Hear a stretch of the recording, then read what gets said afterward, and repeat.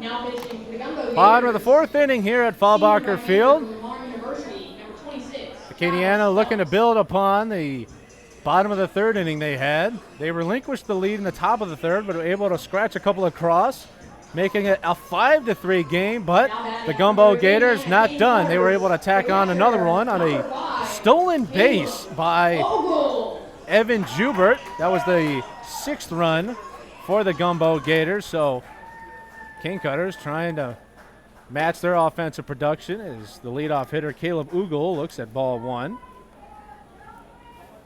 It'll be Ugle, Hornbeck, and Quiller for Acadiana. Should any of them reach, it'll be Austin Mills. That one is,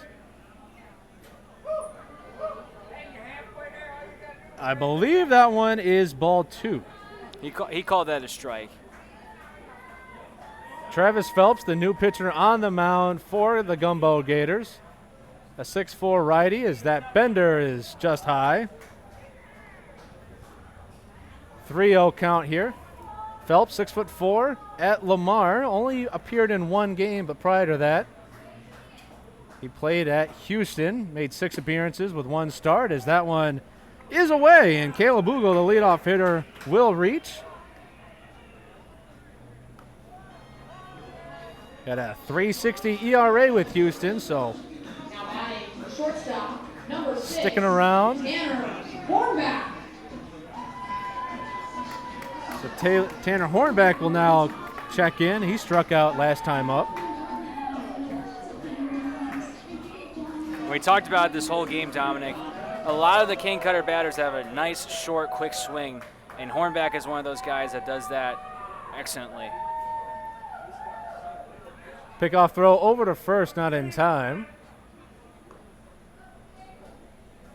The Gumbeaux Gators know how aggressive these cane cutters are on the base pass, trying to at least limit the action they see in the running game. Hornback waits for the first pitch. Another pickoff throw. This one closer, but Google is in there in time. Cane Cutters have only been caught 7 times.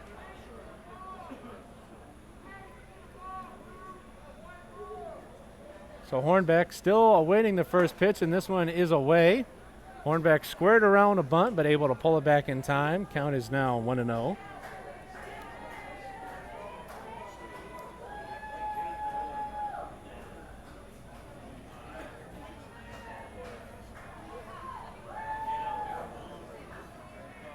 The 1-0 is tapped foul into the dugout. So Hornbeck clearly trying to lay down a bunt. And Ugle is a catcher. Catchers don't really steal that many bases. He only has 1 stolen base on the year.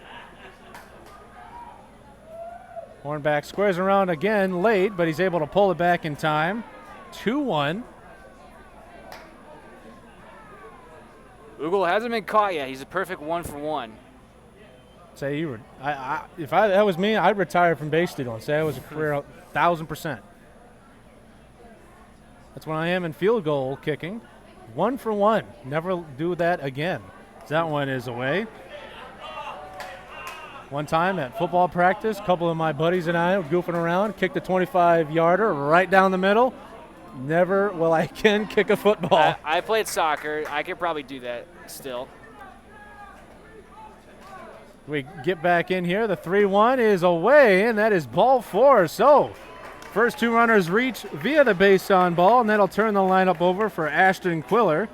He's had a tough day at the office, went down on strikes first time up, then he tapped one to the pitcher. So, and with Quiller's speed here at the top of the lineup and runners on second and first and nobody out, gotta imagine a bunt here. Quiller in a big spot here for Acadiana. He'll square around, like you said, partner. He'll get it down, and this one will go to the pitcher. A little late, but the throw goes off the glove. All runners are going to be safe. And I don't think Caleb Ugle saw the ball come out of the glove. He just froze at third. Gotta be heads up if you're Caleb Ugle. So all runners move up. Bases are loaded. No runs were scored on that bunt. Off the bat. Quiller able to use his speed to get down there. Austin Franklin was a little late giving over to first, and I think that's where the trouble by the pitcher Phelps come from. But now Austin Mills with the big spot. That one's down low. And Austin Mills already has 2 walks today. Had an RBI bases loaded walk last night against these Gators. Has a great eye at the plate. Really looking trying to produce here for the Cane Cutters. He's walked twice today and scored 2 runs. Pitch from Phelps. Inside, ball 2. And if you're Austin Mills, Dominic, I wouldn't swing. He's walked 2 batters in this inning. I would not swing until you get a strike. Mills has walked in his last 4 plate appearances dating back to last night. Really getting that on-base percentage up there. He awaits the 2-0 pitch. Down low from Phelps. I think there's no denying here that Mills is not even going to swing the bat here. He's probably going to keep it on his shoulder. There's no point. Travis Phelps has walked 2 people already, and he's 3-0 to Austin Mills. There's no way Austin Mills swings at this pitch.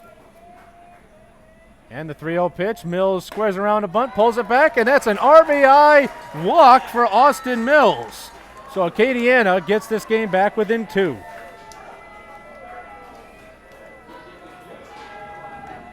And great eye by Austin Mills. And now you have the big man, Bryce Calloway, coming up to the plate with nobody out.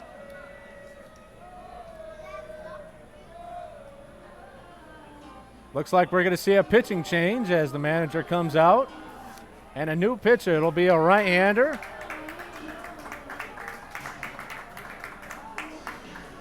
We'll have that info when we come back.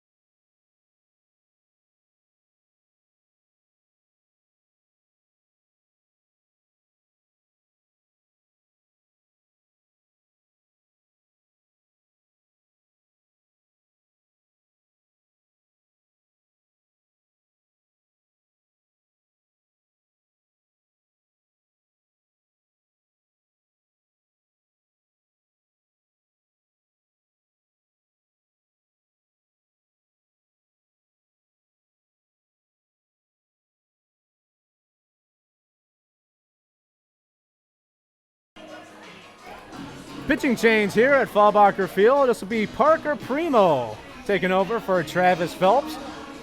Bases loaded, no outs, 1 run in for Acadiana. They trail 5-3. You got a sidewinder here, reminiscent of Trevor Rogers of the San Francisco Giants.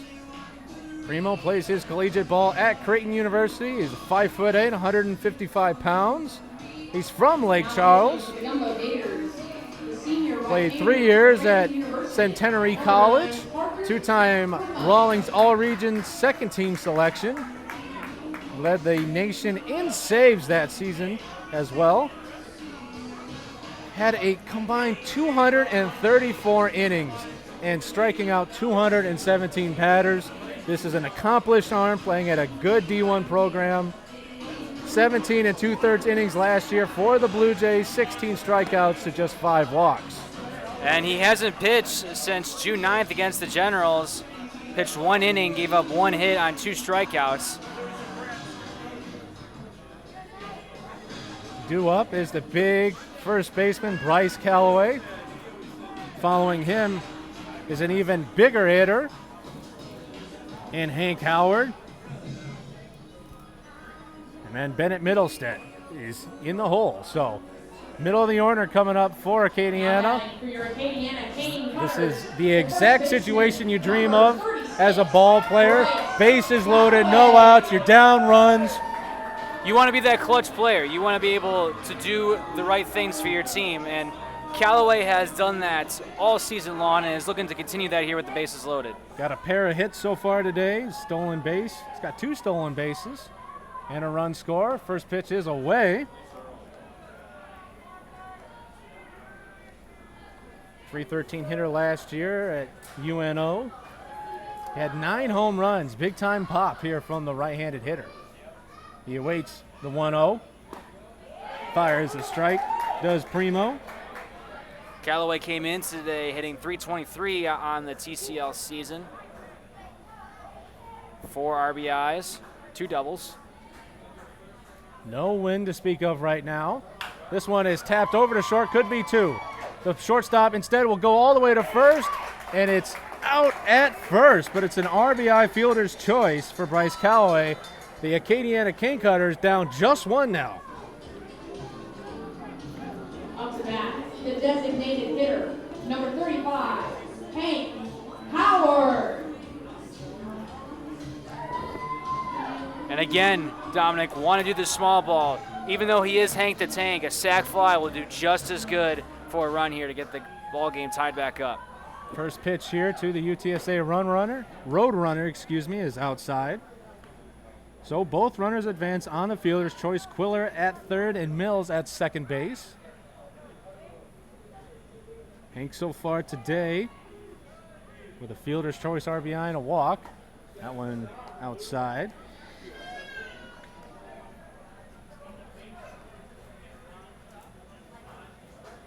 Middle infield plays at double play depth, trying to end the inning. But Acadiana looking to tie things up and take the lead. The 2-0. Down low, ball 3. Now with a 3-0 count, Jared, I don't think that they're going to give him anything to hit. I'd say just walk him. I think they're going to walk him and move on to Middlestead. They want no part of Hank Howard right now. Middlestead, though, does have a RBI single. That one is in there for a strike. Hank thought it was ball 4, but instead the count will move to 3-1. Hank Howard here, you got to be patient. You can't be swing happy. You got to hit your pitch. Hitters count. So Hank getting ready here with 2 runners in scoring position. The pitch. Strike 2 called. That one could have gone either way. I don't think Howard liked that one. I thought that he thought that was a little bit high. So Howard steps in, waves that black bat of his. Gets in the setup, knees bent. Full count pitch is fouled away. And Howard did a good job of fouling that off. That wasn't his pitch. That was the same pitch before, but he did a good job of fouling that off and staying alive. Howard collects himself now, steps in the plate. Gets in that low crouch.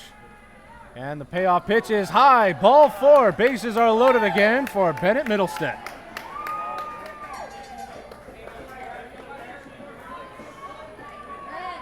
And there's still only 1 out. Up to bat, the left fielder, number 10, Bennett Middlestead. So Middlestead last time up was able to lace a base hit the other way, brought in a run. Prior to that, he flew one out to deep center field. So he's been putting the ball in play with hard contact, trying to do the same here. Sidewinder comes home, does not get the call. So Middlestead ahead in the count here. Your Middlestead, you want to take that ball to the other way, really hit where it's pitched. Dylan Biddick stands on deck. That one catches the outside corner for a strike. Middlestead and Biddick, teammates at Bossier Community College. He's really favoring the outside corner right now. I expect him to go there again. Primo comes home, outside. Everything has been away or at the letters so far here for Parker Primo. He falls behind the count here. Middlestead, as mentioned, laced one the other way. Let's see if he can't do it. This one, wave and a miss right off the end of the bat, into the glove of Seth Fontenot, and now it's a 2-2 count. And there's the pitch I was looking for, Dominic, right at the letters. Now I expect him to go back away. Primo with the 2-2 pitch.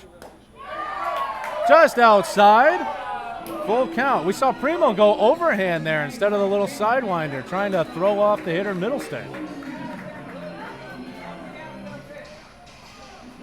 Reminds me a little bit of Oliver Perez changing up his windup.